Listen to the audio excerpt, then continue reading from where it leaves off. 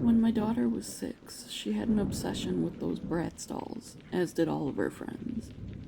She's my only child, so I have spoiled her more than I should have, and she owned just about anything that came out, even the off-brand ones. She was a good kid, never getting into trouble, so I didn't see the problem with spoiling her a little. This particular story is a cautionary one. Parents, pay closer attention to your children when they're playing, because if I had caught anything from the beginning, my daughter wouldn't have gotten hurt, and I wouldn't have a long enough story to tell. Our house at the time was small but cozy, and recently updated. The only room that didn't get a facelift was the attic. We lived on a dead-end street and had a typical life. My husband and I both worked, but I was lucky enough to work from home so I could be home when our daughter Stella got home from school. As I said before, she had an obsession with Bratz dolls. When I say obsession, she had Bratz bedding, pillows, a Bratz dollhouse, 3 totes full of dolls, shoes, clothes, and accessories, and even Bratz toothpaste, body wash, and shampoo and conditioner. We didn't even have to ask her what she wanted for birthdays or holidays. We already knew. And I was the type of mom that knew exactly what she owned already and what she still needed or wanted for her collection. You're probably wondering how this leads into a paranormal story, but just hang with me.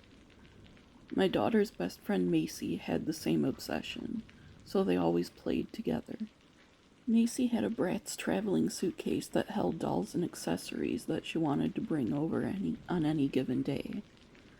One Saturday afternoon, the girls were playing in Stella's room, and I heard, "Don't do that. Susan doesn't like when you brush her hair. She only likes me to do it."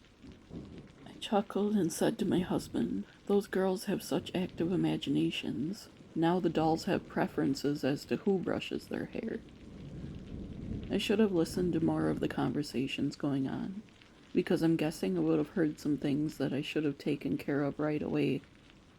But I just figured it was innocent children, playing innocently with their dolls. Kids have crazy imaginations, after all. A few days later, Stella brought one of her dolls to the breakfast table and sat her in a chair. I laughed only because it looked so silly that this teeny doll was sitting in a regular-sized adult chair. Stella said, "Susan doesn't like it when you laugh at her." "Who's Susan, sweetheart?" I asked. "That's Susan," Stella said, pointing at the doll in the chair. "Oh, in that case," I said, looking directly at the doll. "I'm so sorry, Susan. I really wasn't laughing at you, I promise." "She says that's okay, Mommy. She understands." Again, I just turned around and chuckled to myself. I mumbled, "Now she has imaginary friends I have to appease." "Mommy, Susan says she's not imaginary. She's real. Can't you see her?" Stella said. I paused before turning around. Okay, I couldn't have said that loud enough for her to hear. It wasn't even a whisper, I thought. "You're right, sweetheart. I shouldn't hurt Susan's feelings." "I'm sorry," I said, at least getting a teachable moment out of this bizarre conversation. No one had prepared me for the imaginary friend stage, so I had no idea how to respond. I made a mental note to research it later, and we went about our normal morning routine. I read online that it's perfectly normal for children her age to create imaginary friends, and basically you just need to let them play it out. Eventually they outgrow their imaginary friend and forget all about them. "Easy enough," I said out loud. The following Friday, the girls both had off school, and Macy's mom had a demanding job, so I always volunteered to watch her when there were days off. The girls got along so well that there wasn't an issue, until this particular day. "Stop touching Susan's hair, Macy," I heard Stella scream. I marched to her room and said, "Hey, what's going on here? We don't talk to anyone that way, let alone our best friends. You apologize to Macy right now." "No, I won't apologize. Susan says I don't have to," Stella said. "Then Macy's going to come have cookies in the kitchen with me while you think about how sorry you are and come up with a good, sincere apology for her. Come on, Macy," I said. I didn't know what was going on. I was bewildered. Stella never disobeyed, and she never argued with or raised her voice to Macy. About 10 minutes later, she did come out and apologize and gave Macy and I both a hug. So I told her we'd talk more about it later after Macy was gone, and told them perhaps it was time to put the dolls away and choose another game or toy. Later, my husband and I had a talk with Stella about her imaginary friend, and how we can't use them as a scapegoat when we want to do something mean. She was adamant that Susan was real, but again, I had read it was totally normal, so I tried brushing it off. But about 2 weeks after that, I was regretting taking such a relaxed stance on the whole imaginary friend thing. Again, the girls had been playing, but this time they had their dolls outside, which I allowed. They had a Bratz blanket down, and they always played out in the sun while I prepped dinner.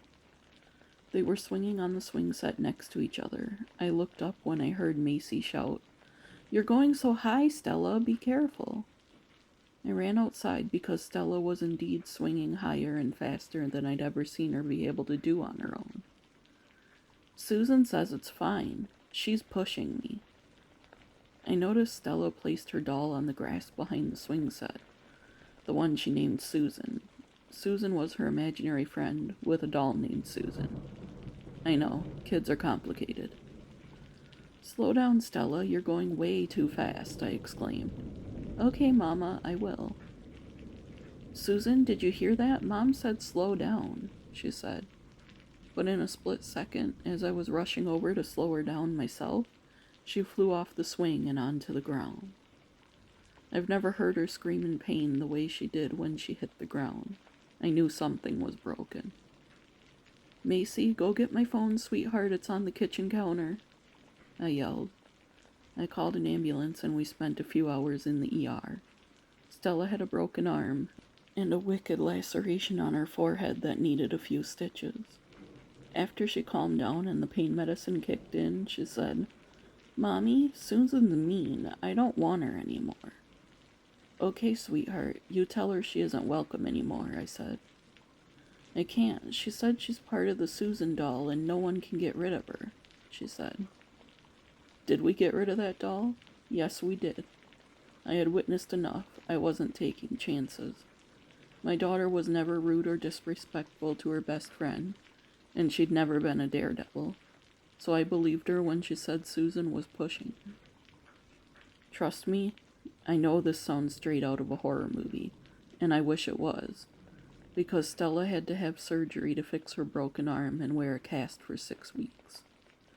But since we got rid of the Susan doll and cleansed the house, we haven't had any problems. Holy moly, that was intense. It had all the creepy things. Kids, dolls, physical activity. Just kidding, but that was really disturbing. Names were changed to protect the little ones. Thank you to our listener for that horrifying story. I would like to say a huge thank you to everyone supporting the channel thus far. It's really endearing. It's slow, but the growth is there, and that's exciting. Like and share the video if you've made it this far. And with that, see you tomorrow, friends.